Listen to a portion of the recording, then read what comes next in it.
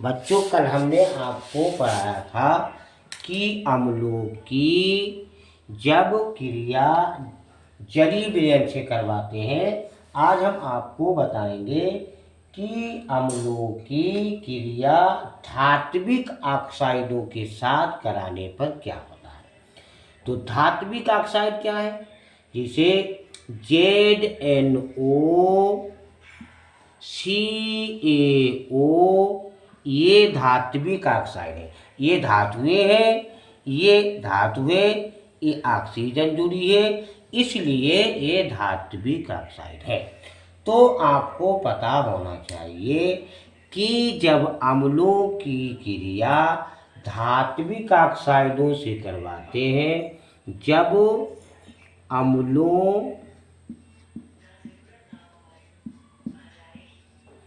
की क्रिया धात्विक ऑक्साइडों से करवाते हैं,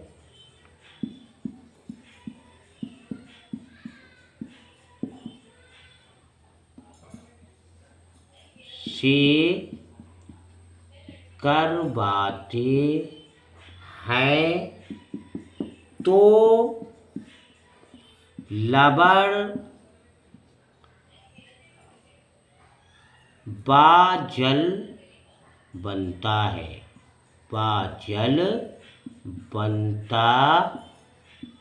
है, अब देखिए CaO एक कैल्शियम, CaO ये कैल्शियम ऑक्साइड है। और अम्ल हमने आपको बताया था Cl और H2SO4 ये अम्ल है। तो HCl ये अम्ल है। तो लवण बनेगा। अब लवण देखो ये Cl ले लिया, समझने के लिए आपको आसानी रहेगी। इधर कैल्शियम, इधर ये धातुएं, क्योंकि धातुएं मिलकर लवण बनाएंगी। तो CaCl2 और हमने आपको बताया कि जब धात्विक ऑक्साइड अम्लों से क्रिया करते हैं तो लवण और जल बनाते हैं। तो अब बचा क्या? H और यहाँ O, तो जल का सूत्र होता है H2O। अब यहाँ ये हमने समझाने के लिए बाद में इसको साफ कर देंगे। यहाँ अब वैलेंसी देखेंगे, यानी परमाणुओं की संख्या देखेंगे। Ca सिंगल है,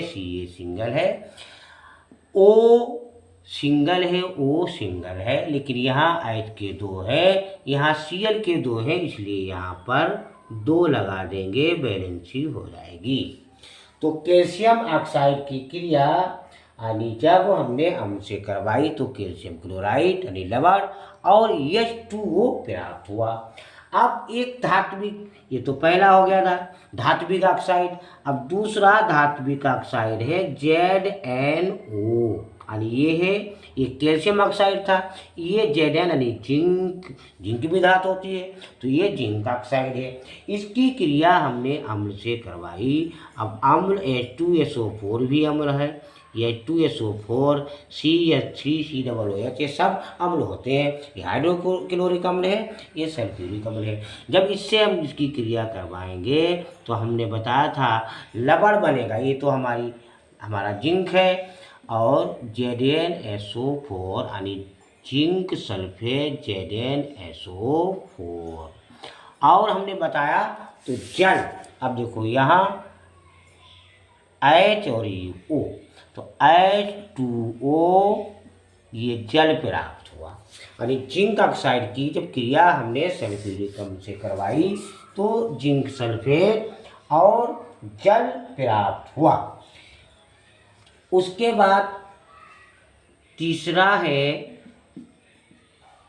जैसे हाइड्रोक्लोरिक अम्ल यानी HCl अम्ल है, और NH4OH ये अमोनियम हाइड्रोक्साइड है। इससे जब हम क्रिया करवाएंगे तो हमारा बनेगा, ये Cl है, तो NH4 NH4Cl यानी अमोनियम क्लोराइड। अब हमारा बचा, देखिए ये H और यहाँ भी H, तो ये H2 यानी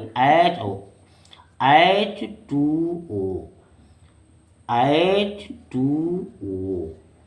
ये यानी जब हाइड्रोक्लोरिक अम्ल की क्रिया हम अमोनियम हाइड्रोक्साइड से करवाएंगे तो अमोनियम क्लोराइड और जल प्राप्त होगा। उसके बाद ये बनाने के लिए है, इसके बाद इसको साफ कर देंगे। अच्छा, अम्ल जब धातु कार्बोनेट के साथ क्रिया करते हैं, यानी अम्ल धातु कार्बोनेट। अब कार्बोनेट क्या है? अम्ल तो हमको मालूम है, HCl, H2SO4 और CH3COOH, ये हमारे अम्ल हैं। तो धातु कार्बोनेट के साथ क्रिया करते हैं तो लवण और कार्बन डाइऑक्साइड गैस देते हैं। तो धातु कार्बोनेट क्या है? जैसे CaCO3 कार्बोनेट 3 लगाया यानी कैल्शियम कार्बोनेट। तो कैल्शियम कार्बोनेट की क्रिया हमने अम्ल से करवाई यानी HCl। तो आपको मालूम है कि लवण बनेगा और कार्बन डाइऑक्साइड गैस और जल प्राप्त होगा। तो लवण क्या है? CaCl2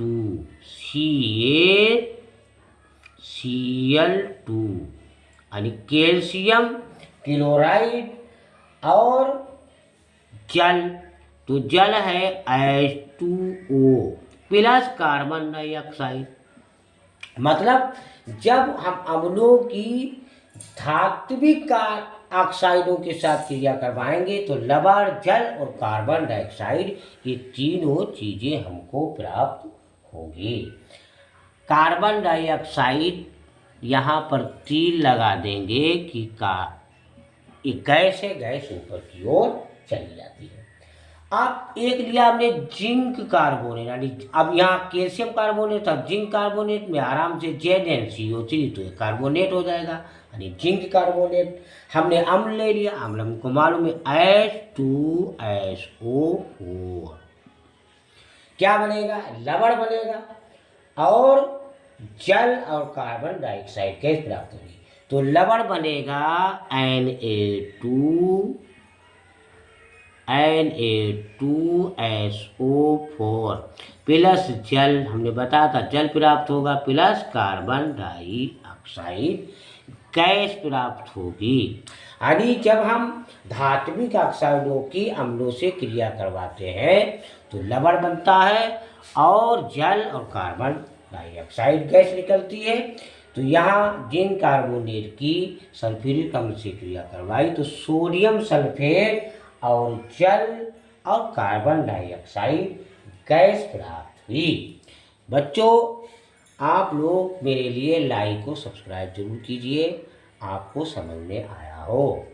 बाकी आपकी मर्जी। हम कल फिर मिलेंगे अगली वीडियो में, क्षार के बारे में आपको बताएंगे।